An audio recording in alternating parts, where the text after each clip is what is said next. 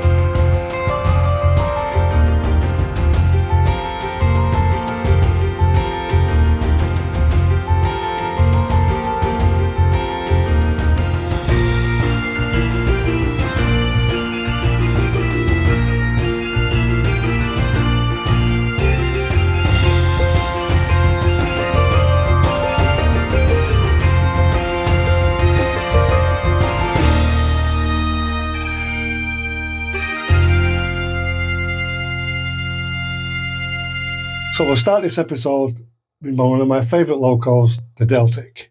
These, I've got to admit, the Deltics or the Class 55s are one of my own all-time favourite locos. So this particular example, again, was acquired from Paul. I have got another version of this, but this is obviously the DCC version, which I got Paul to do. Paul can renumber the locos to whatever you want, to whatever class, blah, whatever. So I got him to renumber this for me because I've actually had a ride in the cab of this actual particular loco when it was basically his length for a number of years. So hence I had to get this one done. So 55022 Royal Scots Grey was obviously one of my all-time favourite locos.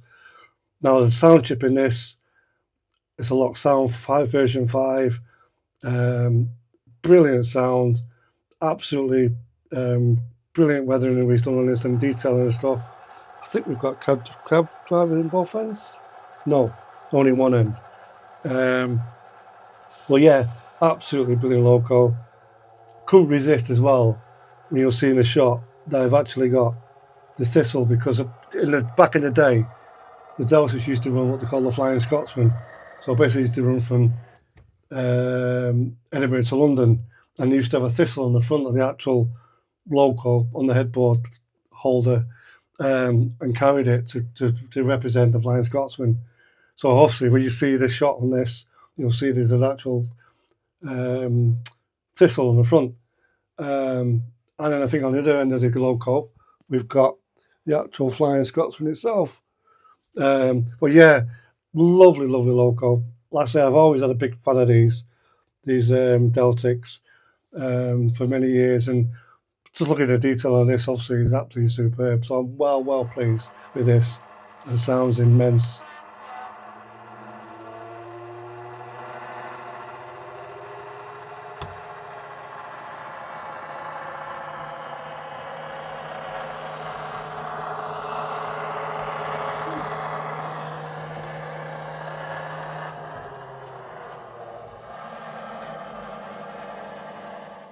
So, on to the last loco of the fleet so far. So this is again another Deltic. This is the actual DP1 or the prototype as it is well known as. Now, obviously, back in the day, it did run for a while, up and down the country. Again, one of my favourite locos. I actually have two versions of this, but I've got one that this version, obviously, is the DCZ version. The other one is just a DC unweathered. This one I decided, I thought, well, if you look at the headboard at the front, it's got the Merseyside Express, which it did used to run. So I decided, I thought, again, sent it down to Paul, get it sound chipped and get it weathered. Now, if you research into it and look for the Merseyside Express with the Delta, you'll see that it was never pristine. So hence why it looks the way it does. But again, same sound chip, lock sound version 5. Brilliant detailing, brilliant sound. The lights are obviously not too bright on this because it's the way they were originally like. But yeah, the loco is so really nice to run, and so brilliant sound as well. Now this loco, obviously, now in its particular state, is now preserved up in Newcastle, up the Sheldon Museum, and it's on display there. Never run again. But like I say, it's one of my all-time favourite was the Deltic anyway. So, but they actually built 22 of the class, and obviously this was the prototype one. They did do a prototype version 2, but the version 2, again, if you research it, never had a Deltic engine. It actually had a class 50 engine in it. But unfortunately was involved in a smash. And again, because it was so badly damaged, they just decided to write it off and left it as it was. Hence why we've still got the DP1. So yeah, lovely loco, lovely detailing. All thanks down to Paul at TRSW. Does an amazing job. And yeah, absolutely brilliant, brilliant loco.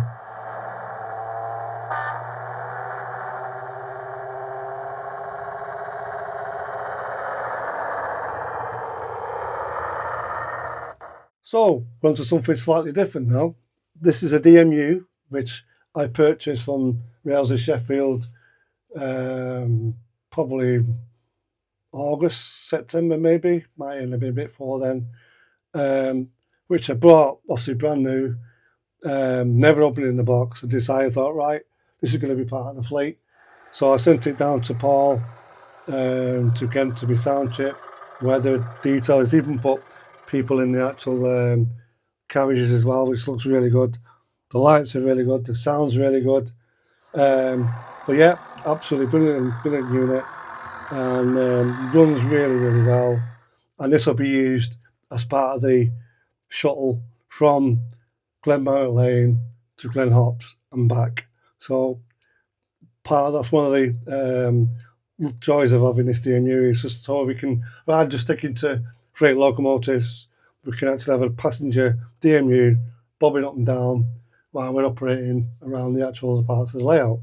So yeah, absolutely super job as always. And I think this has got a lot of sound 5 in as well, to be honest. But brilliant sound, brilliant look, brilliant DMU, and brilliant detail.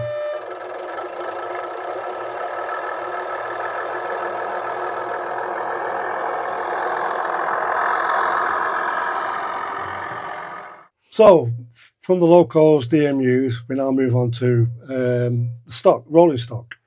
So, as you can see in front of you, we now have a support coach, which will be used for certain rail tours that will pop in, surprise every now and again with certain locals. So, I know like the likes of 47s had support coaches, 37s had support coaches.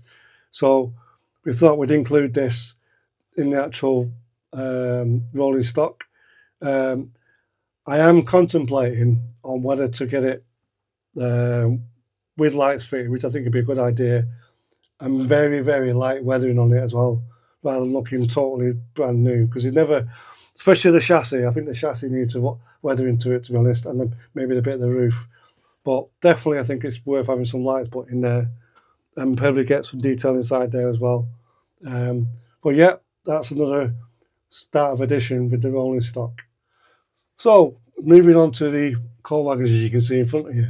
Now, again, obviously these were mine that I had for a number of years. Used them every now and again, but very rarely, because my layout, obviously on head pumps, was a lot more modernish, so I didn't use them as much. So we decided, actually that knowing that we've got the distillery and knowing that the distillery needed coals to keep it fired up and stuff, would be an ideal situation to send these wagons off down to Paul, that's per usual, get them weathered, he put the coal in and that, and as you can see, he's done an amazing job of these wagons. So obviously we will use these with the intention of using a lot of the locals on the fleet you've seen just before. And as I say, basically they'll be weathered. Well, they are weathered, and obviously you'll see them bobbing about on the layout, being used, pulled by the 47, 37s, whatever we require to make it look realistic. So, but yeah, amazing job. I mean, they're only a basic wagon, but it's made them look so realistic.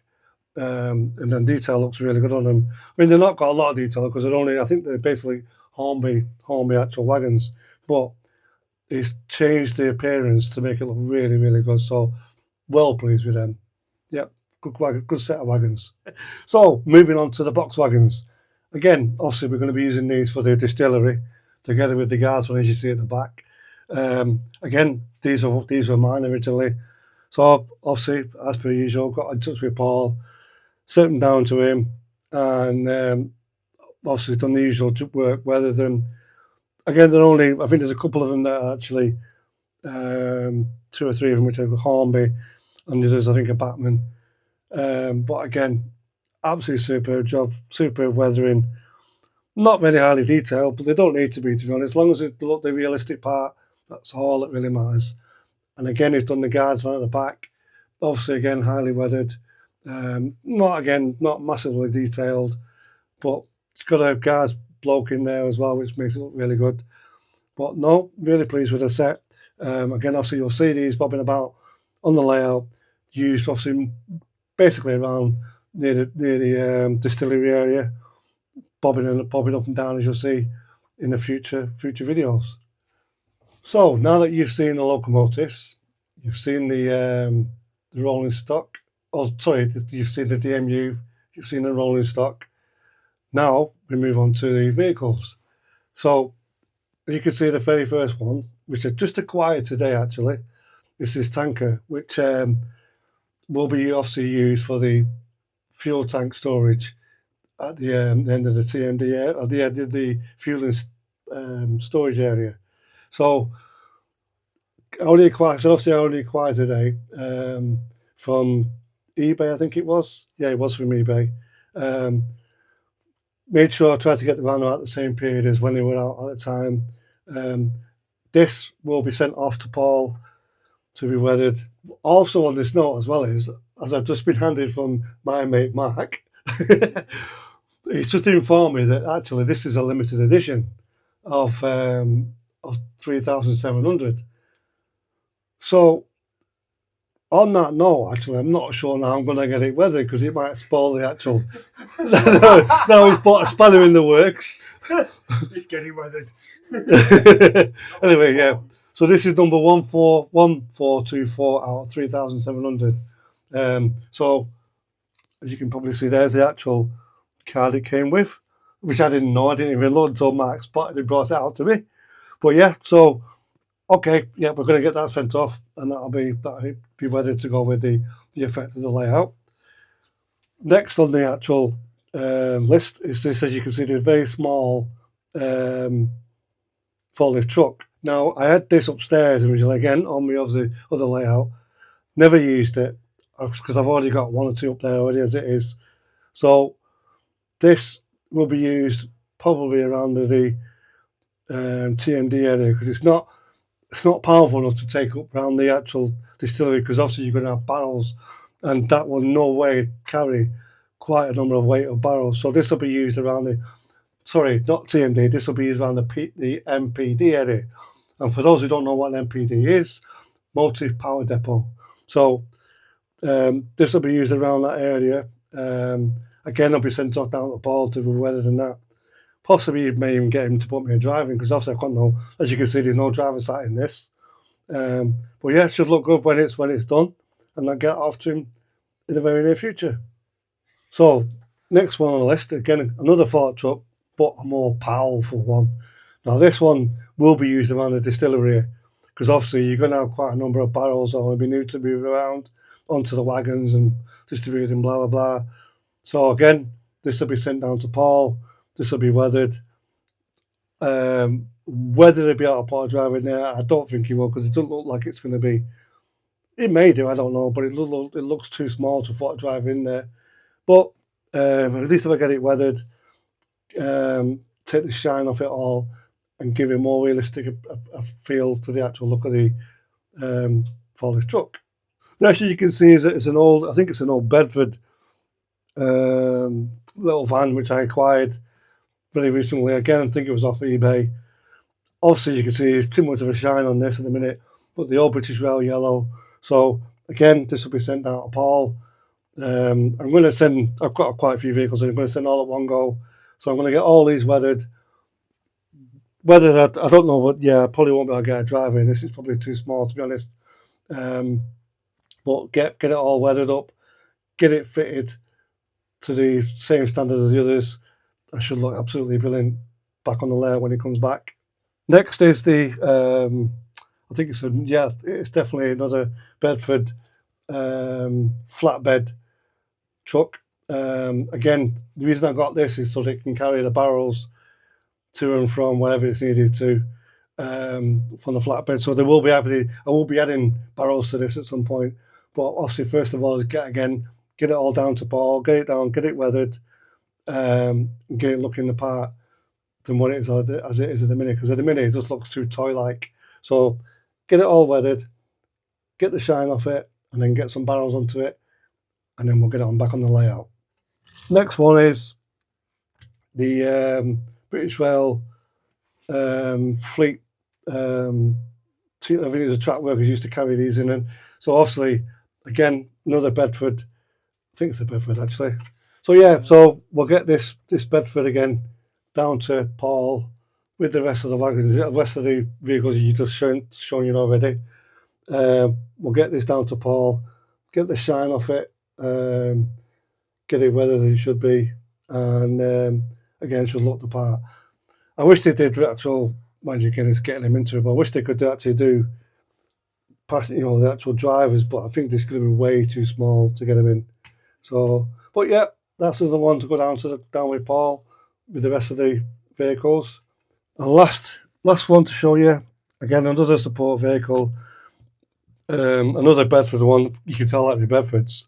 Now this one, well, I used to have upstairs. Now you can probably tell there's probably a slight bit of weathering on it by mistake on this vehicle. But again, obviously Paul will be dealing with these together with the rest of them, which obviously be nice for him to get done.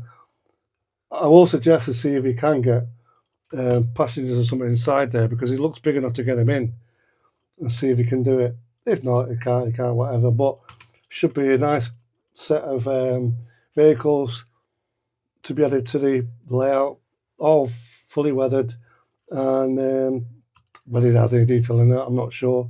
But yeah, all should look really good and certainly fit with the part. So I hope you enjoyed all that. It was, like I say, it was give you a big in-depth detail of the fleet that I've got so far, and the rolling stock and the wagons and the vehicles.